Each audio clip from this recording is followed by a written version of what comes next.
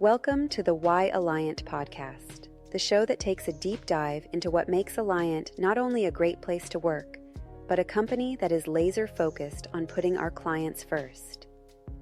By investing in the best people, removing barriers, and delivering the best outcome and every possible competitive advantage. Here is your host, Bledion Dizdari. Hey everyone, welcome back to another episode of Why Alliant. I am Bledion Dizdari, your host. With me today, I've got the pleasure of having Peter Carpenter, the Chief Operating Officer of Alliant Insurance Services. Peter, how are you? So far, so good. This will be fun today. You're always really good about explaining the Alliant story, and we'll ask you some questions about Alliant, and we'll go from there. We're excited for it. That's fantastic. So, Peter, recently the Insurance Insider released the report based on its U.S. top talent tracker, stating that Alliant received the highest net inflow of industry-leading talent on the broker side amongst the nation's leading P&C insurance brokerages. Do these results surprise you? No, not at all. It's a growing trend line, actually. Yeah, of course. What about Alliant attracts the best talent in the industry, Peter? Well, what we're finding is kind of the highly and most productive insurance producers, brokers, consultants, whatever terminology you want to use, are very driven and entrepreneurial people. And our culture is very unique, particularly for a company of our size, in that it is a very low bureaucracy, low interference, entrepreneur friendly type of business. And I believe that, coupled along with our approach to getting company equity into people's hands that are helping build the company, helping build Alliant, is a pretty unique combination for people who want to be in this business for the long term. Yeah, absolutely. That's awesome. So speak a little bit about the equity and how that works for employees. Well, I mean, the way that we are structured is we are a privately held company. There's different definitions of private that different brokerage firms like to highlight about themselves, but I'm using the difference between publicly traded and privately held right now. So that structure allows us some great flexibility to get our people into the game of becoming Alliant shareholders and actually participating in the upside of the growth of the company alongside typical and competitive normal compensation. So in most or many cases, our competitors are not in a position to offer that type of arrangement. Further to that, we've had by far and away the highest performing returns in the value of our equity for people. And that's driven by all three of our sort of main platforms, which are attracting experienced hires that want to be in a better situation for themselves and their clients through very sort of specific and strategic merger and acquisition, and the organic growth of just bringing new customers on board have all been firing very strongly here at Alliant for a long time. Yeah, Peter, you mentioned the equity. What else makes Alliant entrepreneurial? Because you mentioned entrepreneurial before. What other aspects of it?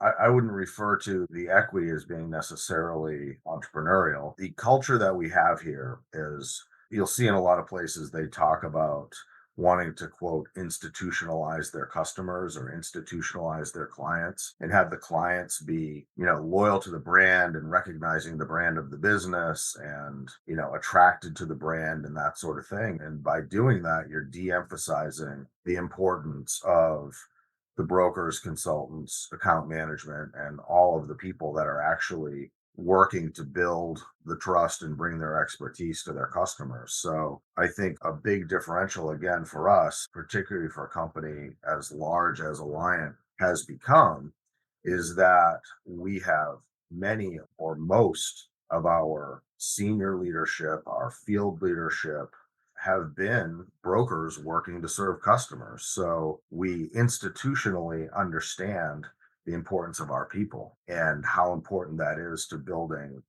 client loyalty. So we want our customers to feel institutionalized to Alliant too. But the reason they are is because the people that they actually work with and trust are raving fans of Alliant. And from your perspective, what's a typical profile of a leader at Alliant? Is it professional leaders? Or are they more player coaches, or how would you view that? I would say that particularly within the field operations, it is a very strong culture of player coach. So it's people that at least have been, but in most cases are currently still in the position of working with customers, working inside of their own personal client bases and that sort of thing. So again, the point of view of the majority of the leadership comes from a seat of having been a broker, and that ability to sort of understand where people are coming from and what they're experiencing and what the difficulties are and the pitfalls, as well as the ability to recognize opportunities, are all uniquely driven out of having the experience of having done the job. Absolutely. Now let's talk a little bit about you, Peter. So how did you wind up at Alliant? Give us just a brief history on how you got here. Well, so I started in the business as a sales rep for an insurance company. And after 5 years of that, I became the head of sales for, a local insurance brokerage in the Seattle area. That's where I started my career. And about a year and a half into that, that wasn't a good fit for me of a place. So one of the people that I had brought over soon after I went to that firm, he and I ended up starting our own benefits brokerage firm and bringing in a third partner. So the three of us owned the company equally, and that was Kevin Overby, who today is the president of benefits at Alliant, and Steve DiPietro, who runs a big section of the country for employee benefits based out of Seattle, but I believe he goes east all the way through Wisconsin, Michigan type thing, the loop around. So we ran our own business. It was a employee benefits firm only. And at about the 10-year mark, we sold that company to Alliant in 2008 and have been here ever since. That's amazing, Peter. And let's talk a little bit about that sale, that process as you were getting ready to sell your company. What were the things that you took into account when deciding to go with Alliant? Well, someone else put it better than I was able to at the time, but we didn't want to sell out. We wanted to buy in, and we wanted to ensure that we ended up at a place that wasn't going to, try to ruin the magic of what we had created in our own company, or find ourselves working for bureaucrats without experience, maybe credentials or degrees, but not really practical people who've been in the trenches of doing the important client work and that sort of thing. So there were a couple organizations that we felt that way about, and Alliant was pretty much top of the list in that. And when it came down to it, it was the people. And, at the time, Greg Zimmer was the CFO, and he was the primary person we were dealing with. And it came down largely to trust and believing that the approach that Alliant took wasn't going to mess with us too badly, and that we were going to be able to stay and thrive. I was 38 at the time, right? So I had a lot of runway left in my career.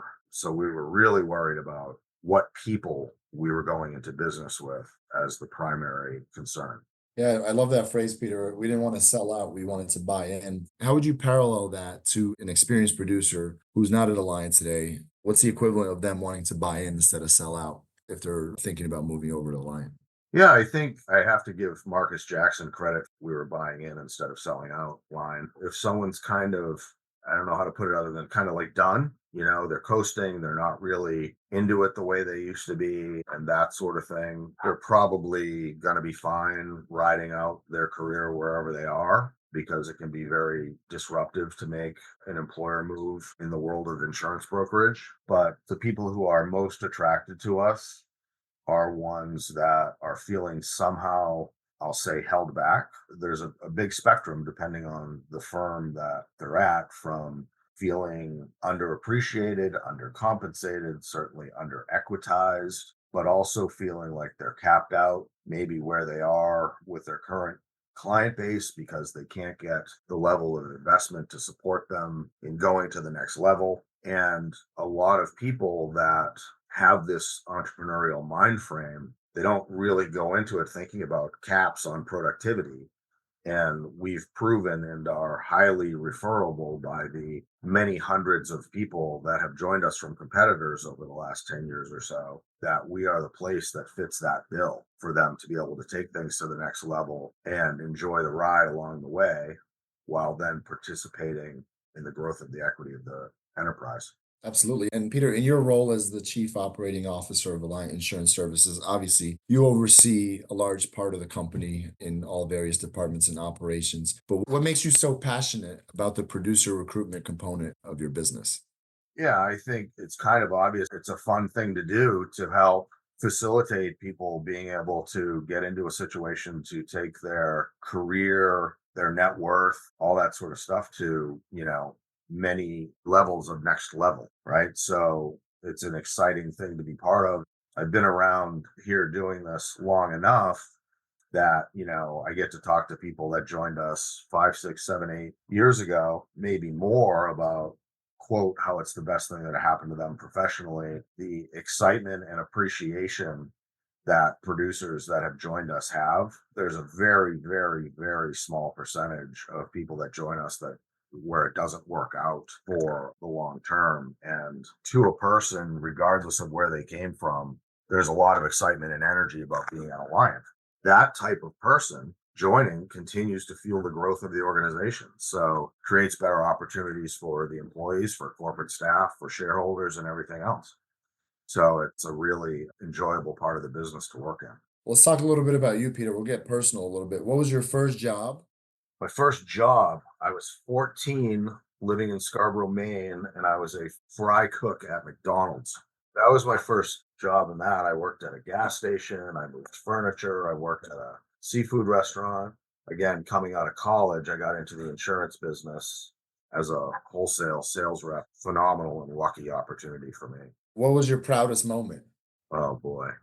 I think in retrospect, the best thing I pulled off was being partners with Kevin and Steve, and ultimately believing that they felt like they were better off being in a partnership with me than they would have otherwise. And I felt the same way about them. Partnerships are very tricky, particularly when money's involved. And, a lot of them fall apart and people don't appreciate the totality of what people bring to a relationship at any given point in time. And a lot of times people can think they're unfair or unbalanced. So I think being able to build a great company over a 10 years plus span with two great people and all of the high caliber people we were able to attract to that is probably the thing that I look back on with the most appreciation. And we were young when we did it too. All predictions were that we would fail.